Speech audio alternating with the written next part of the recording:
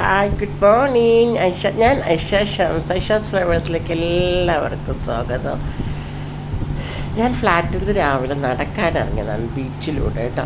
എന്താ വെച്ചാൽ ഞാൻ സ്കൈലൈൻ അപ്പാർട്ട്മെൻറ്റിലുണ്ട്. വെച്ചാൽ ബീച്ചിൽ തൊട്ട് എതിർവശത്താണ് ഫ്ലാറ്റുള്ളത്, കോഴിക്കോട്.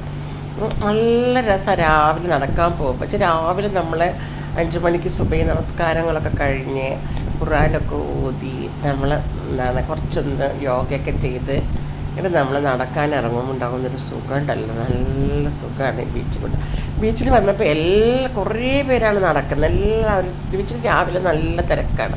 രാവിലെ നല്ല തിരക്ക് എന്ന് പറഞ്ഞാൽ കുറേ ആൾക്കാർ വർക്കൗട്ട് ചെയ്യാനുണ്ടാവും, ആണുങ്ങളുണ്ടാവും, സ്ത്രീകളുണ്ടാകും, അതുപോലെ തന്നെ കുട്ടികളുണ്ടാവും. പിന്നെ കുറേ ആൾക്കാർ ഗ്രൂപ്പായിട്ടുണ്ടാവും. പിന്നെ കുറേ കുട്ടികൾ, വിദ്യാർത്ഥികൾ നടക്കാനൊക്കെ വന്നിട്ട് അവരിരുന്ന് ചായ കുടിക്കുന്ന രാവിലെ. പിന്നെ നിറച്ചും അവിടെ ഹോട്ടലും അതുപോലെ തന്നെ ചെറിയ ചെറിയ ഷോപ്പുകളും ഒക്കെ ഉണ്ടല്ലോ.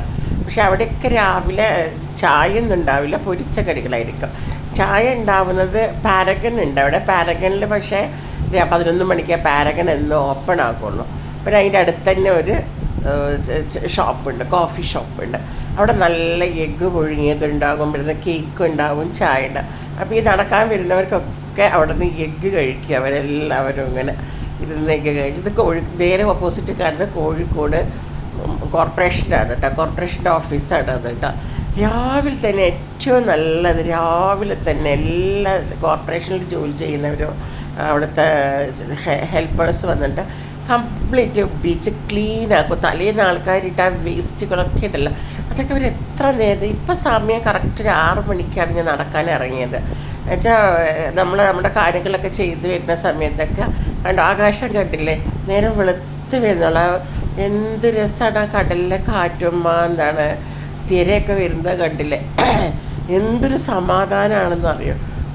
കുറച്ച് ഒരു 45 മിനിറ്റ്സൊക്കെ നടന്ന് കുറച്ച് നേരം അവിടെ ഇങ്ങനെ ഒറ്റയ്ക്കിരുന്ന കാറ്റുകൾ കൊണ്ട് പിന്നെ പാട്ടൊക്കെ കേട്ട് നമ്മൾ പഠിച്ചവൻ തന്ന പല അനുഗ്രഹങ്ങളാണിതൊക്കെ. ഒരുപാട് അനുഗ്രഹങ്ങൾ നമുക്ക് തന്നിട്ട് അതൊക്കെ നമുക്ക് ഉപയോഗിക്കാനാണ് അള്ളാഹ് തന്നിരിക്കുന്നത്. നല്ല കാര്യങ്ങൾ ചെയ്യാനും നല്ല മനസ്സും നല്ല ചിന്താഗതി ഉണ്ടെങ്കിൽ നമ്മളൊക്കെ ഇവിടെയൊക്കെ എത്താൻ തുടങ്ങും. നമ്മളിതൊക്കെ ആസ്വദിക്കാനുള്ളതാണ്. പക്ഷെ ഓരോ ആസ്വാദനത്തിനും നമ്മൾ ദൈവത്തിന് സ്തുതി പറയണം. അൽഹംദുലില്ലാഹി റബ്ബിൽ ആലമീൻ. അതുപോലെ തന്നെ എല്ലാ മതസ്ഥർക്കും ഉണ്ട് ദൈവത്തിന് സർവ്വസ്തുതിയും. അങ്ങനെ എല്ലാ സ്തുതിയും നാഥനാകും നമ്മുടെ ദൈവം തമ്പുരാൻ നമുക്ക് അനുഗ്രഹങ്ങൾ തന്ന്